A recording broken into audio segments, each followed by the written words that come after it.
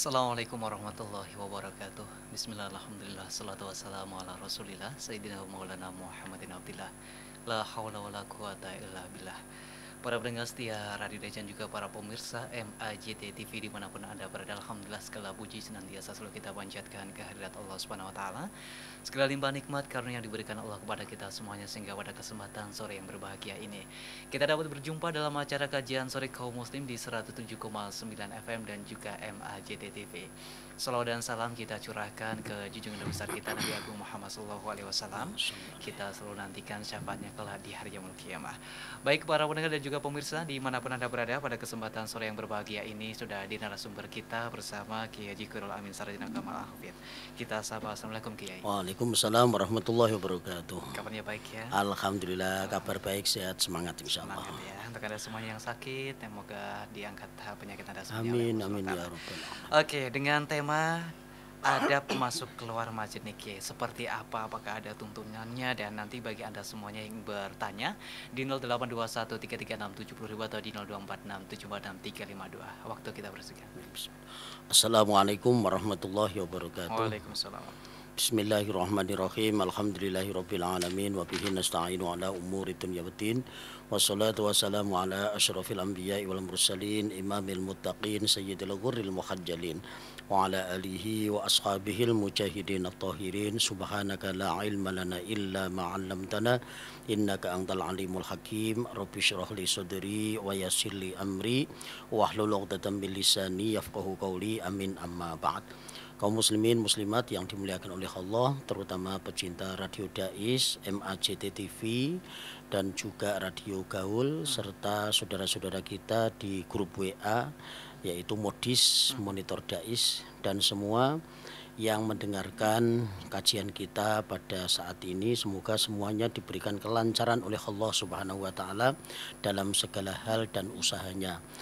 Semoga semuanya berkah, berkah rizkinya, berkah ilmunya, berkah ekonominya, berkah keluarganya, dunia dan akhirat. Amin ya rabbal alamin. Hari ini kita akan membahas tentang adab masuk dan keluar masjid. Ya. Nah, masjid ini adalah tempat sujud, tempat sholat, tempat beribadah, dan tentunya tidak hanya itu ya. Jadi ibadah yang sifatnya itu khusus maupun yang umum ya. Yang khusus itu ya ibadah mahdhoh, sholat gitu ya, wirid gitu ya, zikir, baca Quran, iktikaf gitu ya. Tapi ada juga ibadah yang ghairu mahdhoh atau umum ya, misalnya untuk kajian-kajian, kemudian untuk musyawarah, untuk saling berdiskusi. Nah, mungkin ada juga beberapa masjid yang mempunyai perpustakaan. Di situ ada juga tempat atau ruangan untuk podcast misalnya, untuk kajian-kajian online. Sekarang kan banyak ya. Bahkan ada juga masjid itu diperuntukkan juga lingkungannya atau di tanah masjid itu diadakan koperasi. Nah, seperti itu dengan mungkin penjualan sembako yang relatif lebih murah untuk membantu perekonomian UMKM atau mungkin juga yang membeli dari tempat-tempat yang terdekat gitu ya, atau warga seperti itu. Sehingga masjid ini menjadi pusat kegiatan-kegiatan yang sifatnya itu ibadah sosial seperti itu. Nah, akan tetapi masjid ini di dalam ruangan utama, terutama ya kalau di MAJT ini kan ada beberapa ruangan ya. Di ruangan utama, kemudian ada ruangan transit, ada ruangan kantor, ada gedung, ada macam-macam gitu ya. Dan semuanya pasti ada tata tertib gitu ya, atau ada himbauan atau ada peraturannya seperti itu. Sehingga kita harus menjaga kesucian masjid itu jangan sampai ternodai dengan hal-hal yang tercampur dengan barang-barang yang batil atau sesuatu yang tidak diridhoi oleh Allah Subhanahu wa taala. Terutama ketika kita masuk ke dalam masjid ya. Yang pertama itu kata Rasulullah SAW, ya Aliyu idza dakhaltal masjid fabda birijlikal yumna watla birijlikal yusra wahai Ali, jika kamu hendak masuk ke dalam masjid, maka mulailah dengan kaki kananmu dan keluarlah dengan kaki kirimu.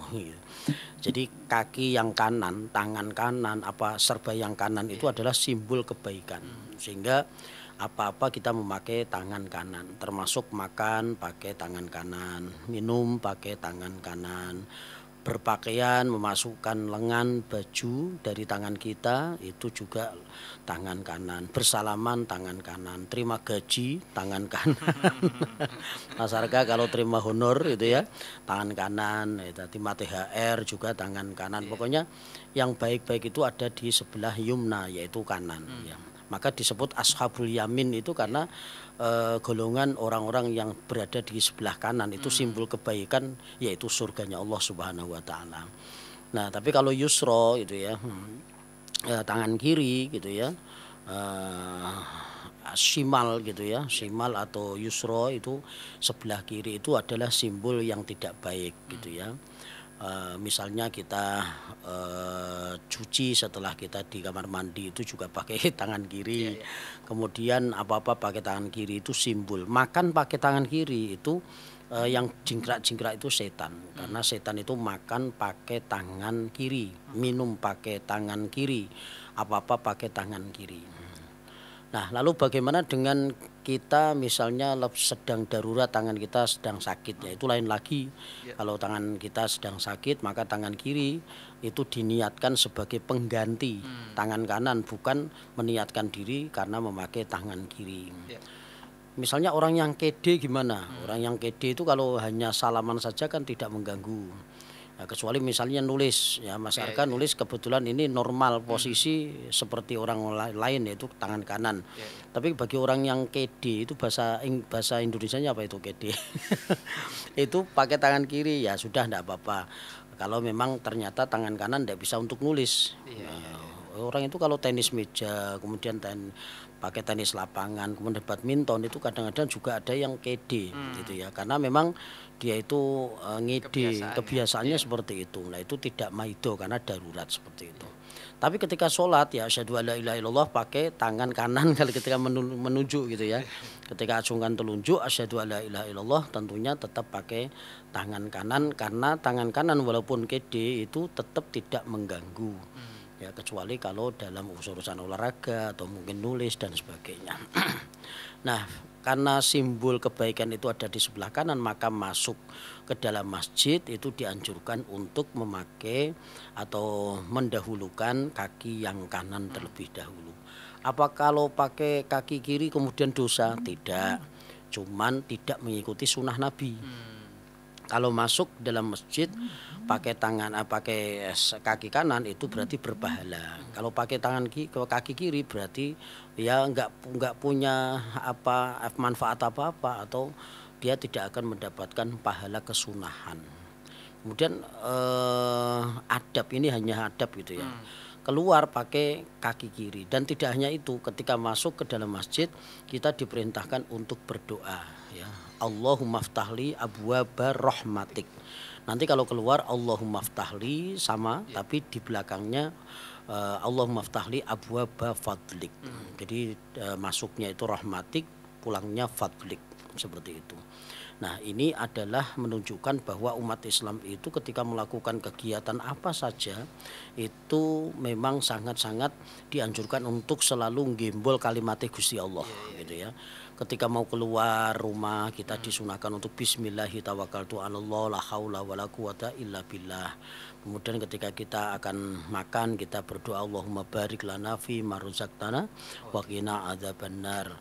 Kemudian masuk ke dalam kamar mandi Allahumma inni a'udzubika minal khubuthi wal khaba'is. Mau tidur bismika Allahumma ahya wa bismika amut. Walaupun kemarin ada yang saya kasih doa ini untuk ibu-ibu yang ngotot kepengin berdoa ketika mau ngaji. Tanya sama saya, Ustadz saya mau ngaji di masjid itu doanya apa? Mboten usah ndonga pokoknya kantun mangkat ngoten mawon, Mbah. Ndak, saya biasa berdoa kalau mau apa-apa. Ya sudah, Ibu berdoa saja bismika Allahumma ya wa bismika amut. Lah itu kan doa yang mau untuk tidur Ustaz. Iya. Ya ndak apa-apa dibaca aja nanti Ibu nanti ngaji berangkat paling sampai sana juga tidur saya bilang. Nah inilah, jadi memang ibu-ibu seneng donga gitu ya. Jadi Asmaul Husna, kemudian ada, kegiatan-kegiatan apa, ngaji itu Iya. selalu ibu-ibu itu paling sregep ini. Tapi kadang terkenal rak mudengan ya. Sampai rumah bapaknya tanya, "Bu mau ngajine apa?" "Mbuh kiai ini lucu apa?" Gitu. Tapi itu kan menghibur itu ya. Oke. Jadi ngaji itu memang untuk, ya untuk mencapai ridho Allah, mencari ilmu, tapi juga, untuk, sebagian itu memang untuk hiburan. Karena kalau tidak kan di rumah suntuk, Iya, ngelangut iya. gitu ya. Kemudian supaya kita bisa dapat teman banyak kan dengan bergaul Iya. ya. Kalau kita yang muda kan senang berorganisasi gitu ya, berkumpul dengan teman-teman yang sesuai dengan komunitas kita. Ibu-ibu juga seperti itu, mencari bolo gitu ya. Nah, bolone itu kan lebih baik daripada di tempat-tempat ngerumpi kan Iya, mending iya. di ngaji seperti itu, gitu. Nah, itulah, salah satu dari adab masuk dan keluar masjid. Nah, tentunya tidak hanya di hadis kitab Wasiatul Mustofa saja ini, tapi tentunya ada etika atau adab-adab yang lain, misalnya masuk ke masjid itu memakai pakaian yang tertutup rapat, Iya. artinya menutup aurat Mmm. gitu ya. Maka di MAJT sendiri itu ada peraturan kalau Ahad pagi pakai celana di atas lutut kan ndak boleh gitu ya. Iya. Itu namanya katok kedak ugleng. Masuk ke area MAJT kok pakai katok kedak ugleng itu ndak boleh Iya. gitu ya. Loh kemarin saya ada yang, lihat, itu berarti ada yang, apus-apus gitu ya, masuk pakai yang panjang, di dalam pakai, dilepas mungkin seperti Iya, itu. iya, Nah, iya. ini kalau ketahuan ya tentunya ditegur dan suruh keluar. Ini peraturan. Jadi kita tetap harus menjaga kesucian masjid dan sekitarnya, Iya. tidak hanya di ruang utama. Cuman di ruang utama ini karena memang, ring satu gitu Iya, ya. iya, Ring iya. satu itu ruang utama plus pengimaman itu memang harus lebih terjaga kesuciannya daripada yang lain. Mungkin di luar sana boleh ada sampah nanti dipungut, masukin ke sampah. Mmm. Tapi di dalam masjid itu harus bersih gitu ya. Harus bersih, kemudian wangi, harum, kemudian juga, nyaman. Itu harus, lebih perfect lagi, artinya lebih kondusif lagi supaya jamaah sholat itu bisa nyaman, ya kan?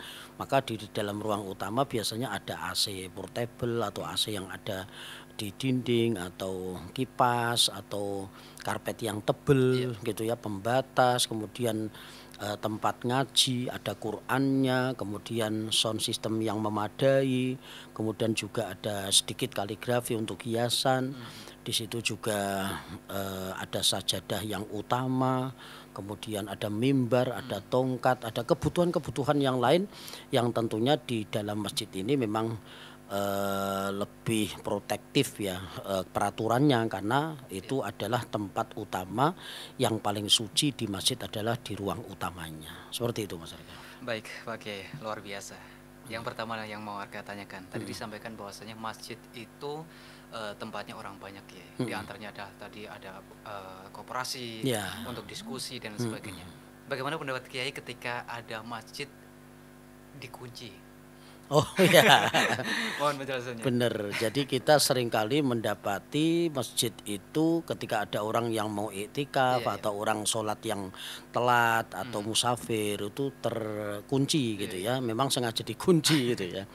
Biasanya gini, kenapa dikunci? Karena ada kasus di daerah itu yang sering paling terjadi, satu kehilangan kotak amal, seperti itu. Iya, iya. Maka tidak cukup dengan CCTV, maka kebijakan takmir dikunci. Kemudian yang kedua, ada juga yang tidur di dalam masjid itu kalau ditegur misalnya marah-marah. Kemudian nun sewu nggih, itu malah mengotori masjid, ngiler dan sebagainya. Iya, iya. Itu kalau ditegur kadang-kadang masjid wong akeh dan sebagainya.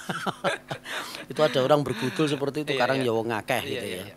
Nah, dan masih banyak lagi alasan yang lain kenapa dikunci. Bahkan ada kamar mandi masjid yang dikunci karena seringkali orang yang mancing di sekitar masjid itu masuk ke kamar mandi karena mungkin agak-agak sedikit-sedikit takut Iya, gitu ya, iya. karena sendirian, gelap, maka meninggalkan warisan.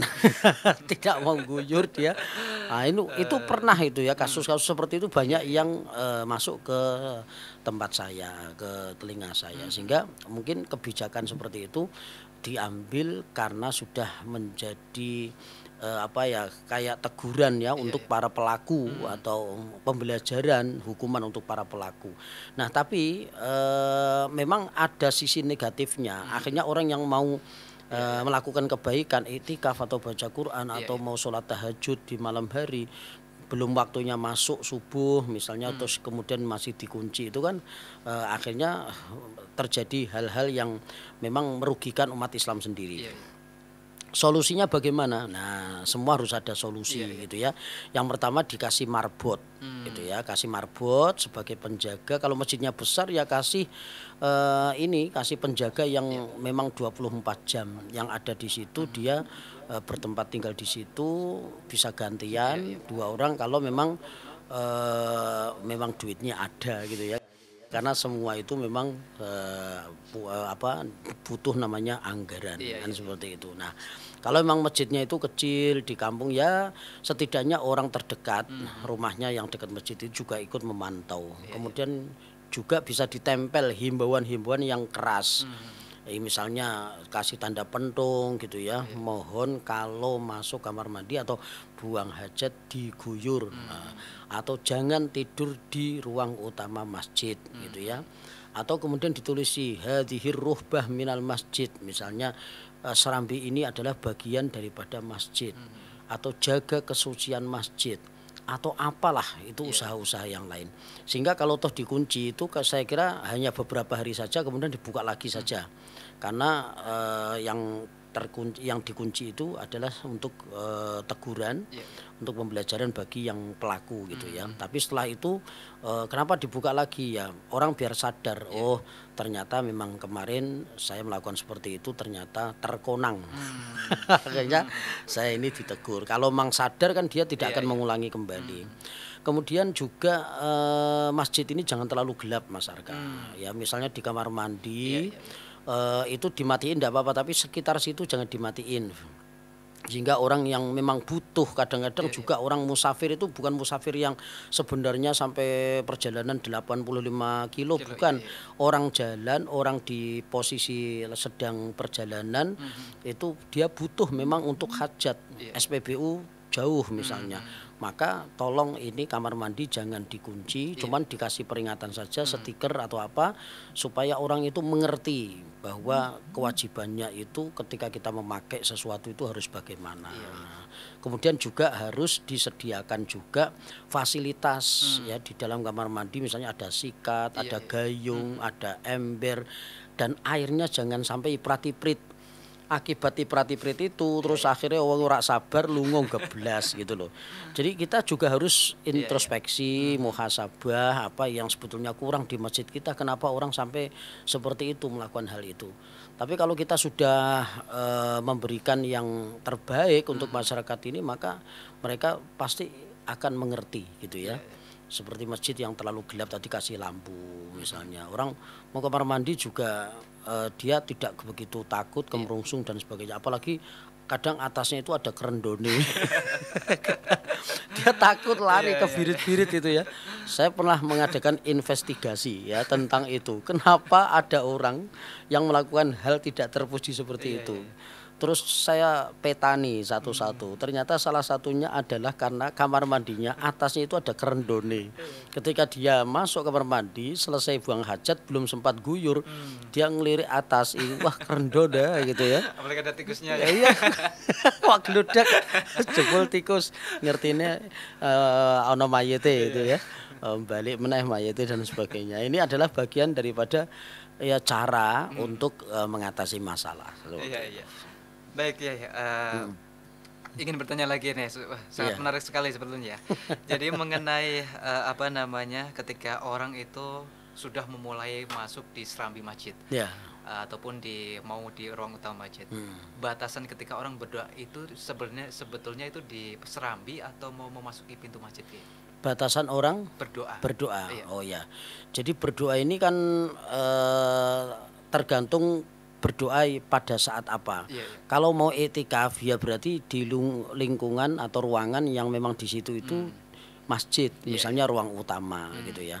Nah, kalau berdoa yang dimaksud ini, hadis ini masuk ke dalam masjid berdoa itu di ruang utamanya.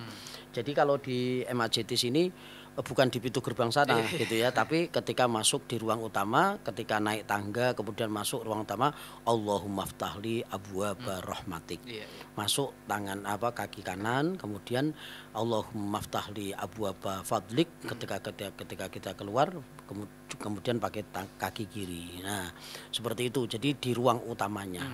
Kalau serambinya itu termasuk bagian daripada masjid, maka dari serambi itu kita sudah berdoa, karena serambi itu ada juga sebagian yang memang bagian dari masjid. Dulu di Futuhiyah Meranggen itu masjidnya, Masjid An-Nur itu ditulisin, walaupun serambi ditulisi hadhir ruhbah minal masjid, serambi ini termasuk masjid, maka itikaf di situ boleh. Kalau di situ boleh untuk itikaf, maka kesuciannya sama dengan di ruang utama. Seperti itu. Baik, ketika seorang nih Kiai ya, mohon maaf ya, tidak bisa berdoa karena mungkin susah menghafal dengan bahasa Arab. Oh iya. Bagaimana nih Kiai? Ya langsung saja kita berdoa bahasa Indonesia atau bahasa Jawa. Ya Allah, bukakan gitu ya untukku kasih sayangmu. Atau ya Allah, bukakan untukku rahmatmu. Nanti ketika keluar, ya Allah, bukakan pintu untukku dari anugerahmu. Rahmat, kasih sayang, fadlik itu artinya anugerah darimu. Ya sudah seperti itu. Atau sebisanya, ya Allah, bismillahirrahmanirrahim, kula mlebu masjid. Bismillah tok yo kena. Keluar alhamdulillah udah. Sesuatu yang diawali dengan bismillah, selesai alhamdulillah itu pasti benarnya. Cuman ini kan ada spesifikasi. Kalau mau tidur doanya ini, makan ini, masuk masjid ini, pakaian ini. Ketika ngaca, ngilo, jungkatan itu juga ada doanya. Allahumma ahsin wajhi kholqi kama ahsin kholqi gitu ya. Seperti itulah supaya orang itu ketika apa-apa itu enggak gembol asmane Gusti Allah itu loh, seperti itu. Jadi ketika orang itu hendak memasuki masjid, apakah dengan kita berdoa itu mengangkat tangan atau hanya sekedar kita masuk bismillah aja gitu? Iya, cuman kalau ngangkat tangan ya sebetulnya berdoa itu sunahnya mengangkat tangan gitu ya. Tapi kalau kita praktekin masuk masjid berdoa pakai tangan, pakai kita angkat tangan seperti ini, itu orang pasti wah gaya. Tapi sebetulnya itu untuk memberikan contoh untuk mengingatkan orang yang melihat. Kayak lho, kena mlebu masjid ngene iki. Oh, orang kan akhirnya tahu, wong kuwi lagi ndonga. Aku engko ya ndonga gitu ya. Kalau punya tujuan seperti itu, makalah pahala malahan. Tapi kalau untuk riya gitu ya, gue ya mbuh sing diwaca apa gitu. Itu malah enggak berpahala. Jadi semua tergantung niat kita. Tapi tetap saja semua doa itu sunnah untuk mengangkat tangan. Baik, kita break sejenak ya untuk ada semuanya kaum muslim yang ingin bertanya di 0821 336 70 atau di 0246 746 352. Kita break dengan satu nada berikut ini.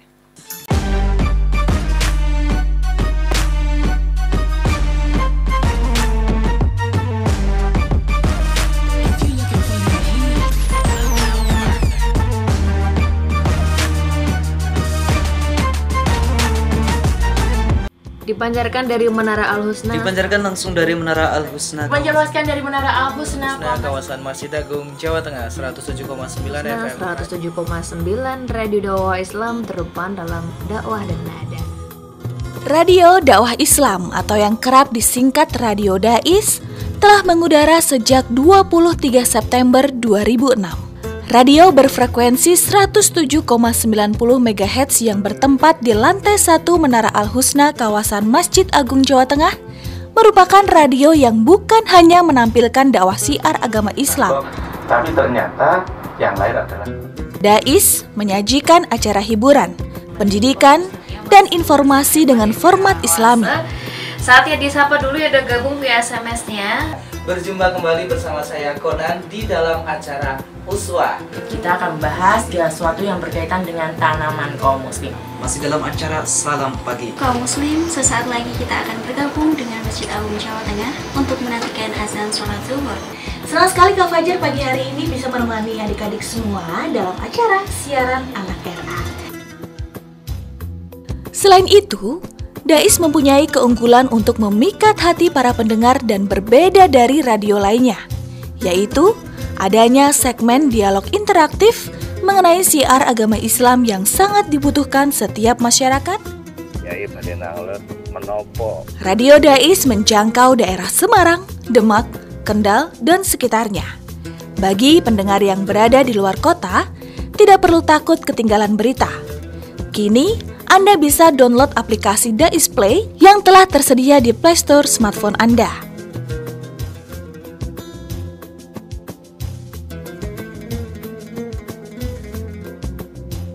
Radio Dais, terdepan dalam dakwah dan nada.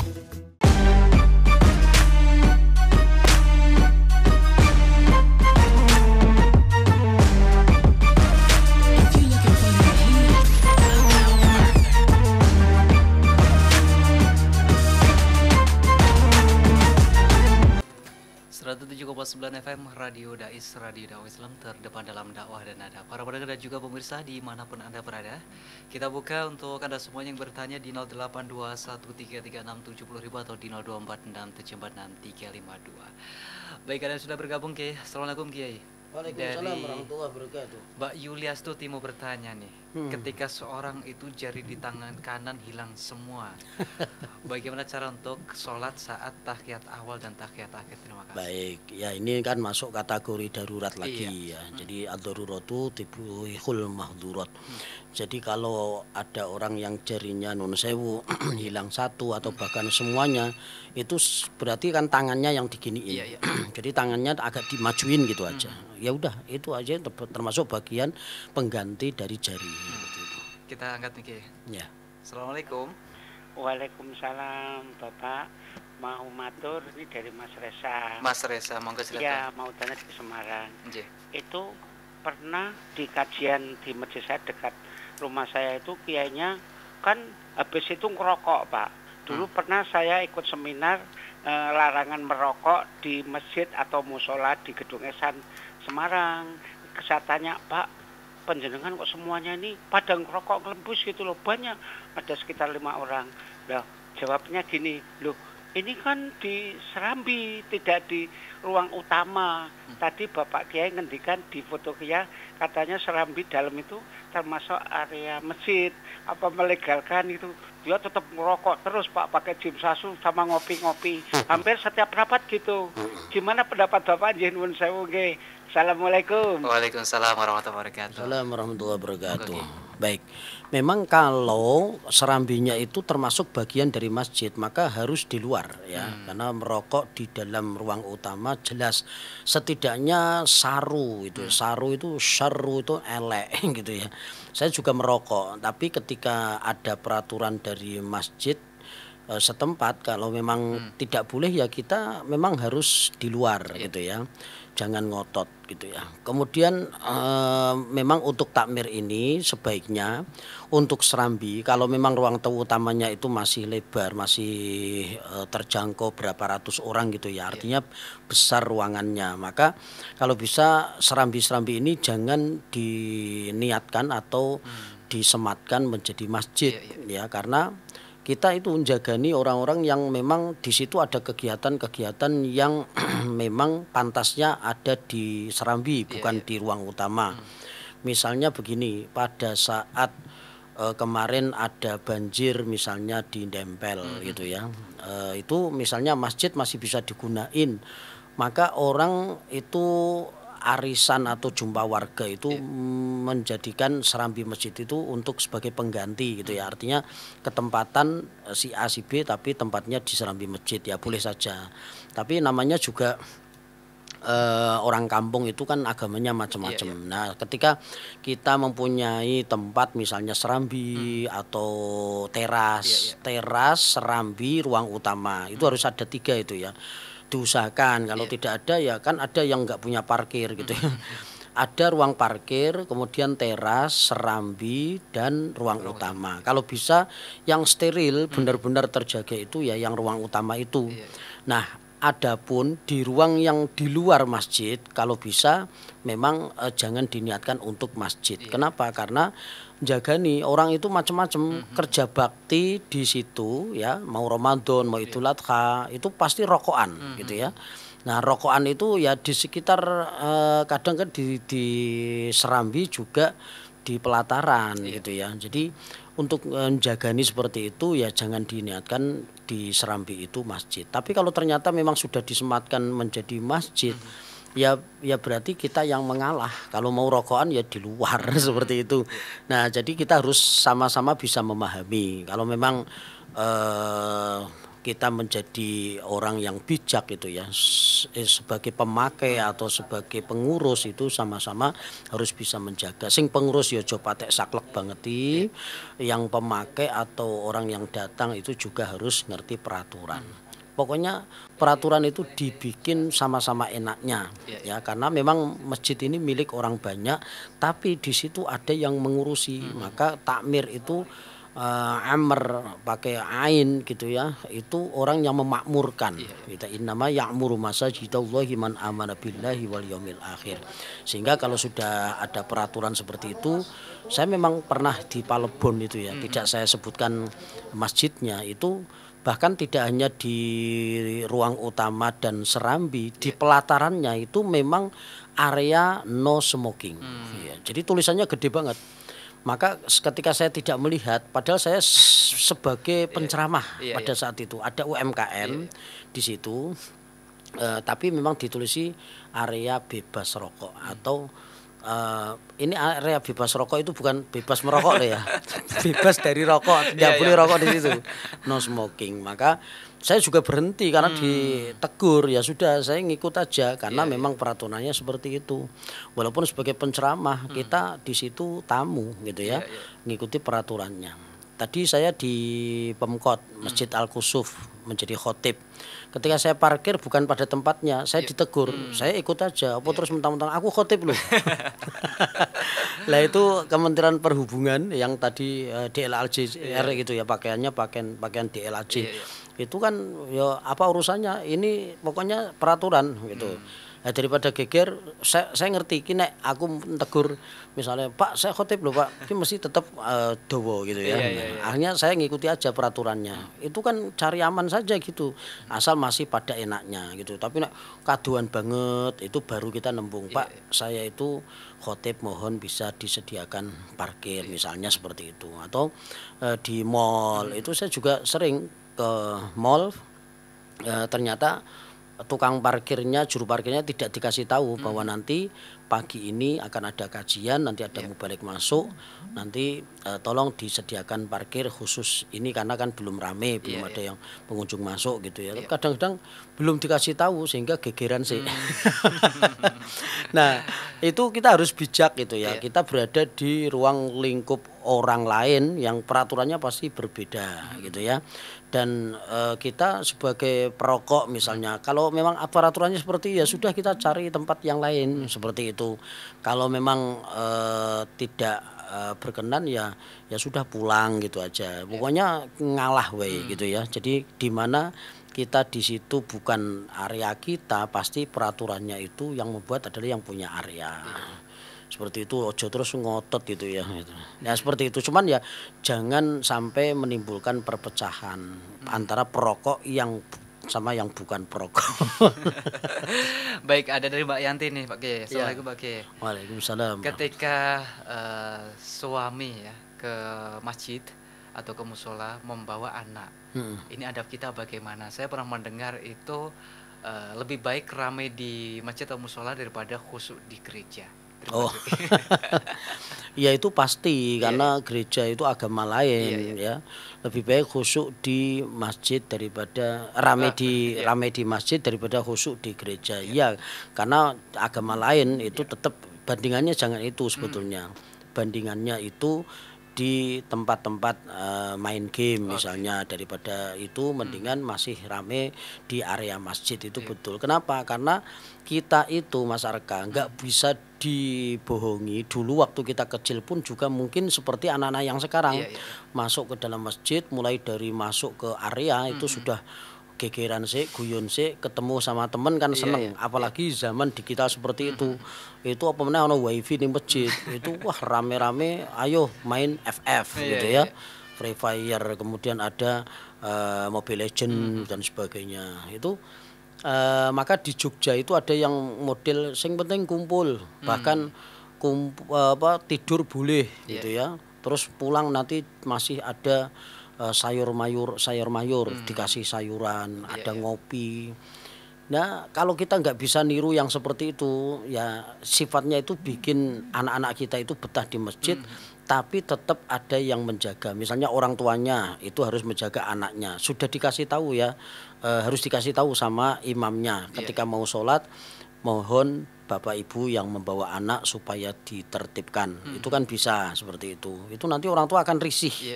Terus akhirnya mengajak anaknya itu diam. Sebab kalau yang memarahi itu orang tuanya itu tidak jadi soal. Tapi kalau walaupun anaknya bapaknya galak ke anak, tapi yang memarahi orang lain pasti ngamuk orang tuanya.